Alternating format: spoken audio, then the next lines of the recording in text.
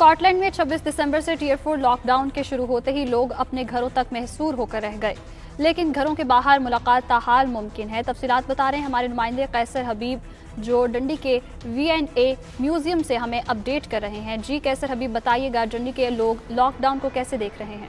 جی 26 دسمبر 2020 سے پوری برطانیہ میں ایک دفعہ پھر لاک ڈاؤن لگا دیا گیا۔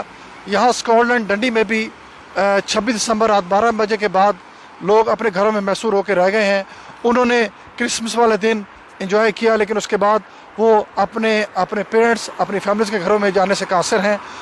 لیکن اس سارے ٹیئر 4 میں ایک ریسٹرکشن تھی جو کہ آپ اپنے فیملی ممبران کے ساتھ اپنے گھروں کے باہر مل سکتے ہیں، جا سکتے ہیں، اکٹھا ہو سکتے ہیں۔ تو میرے عقب میں آپ دیکھ لیں ڈنڈی کا مشہور و معروف V&A میوزیم، جہاں پہ لوگوں کی ایک طویل قطار ہے جو کہ اپنے اسنیکس کے لیے لائن لگا کے کھڑے ہوئے ہیں۔ ابھی تک میں نے جو نوٹ کیا یہاں پہ انہوں نے ماسک نہیں پہنے، لیکن آپ کو یہ بھی بتاتا چلوں کہ ٹیسٹ سائڈر 5 میں ابھی تک 967 جو ہے وہ کرونا وائرس کے جو ہے وہ کیسز ریکارڈ ہو چکے ہیں۔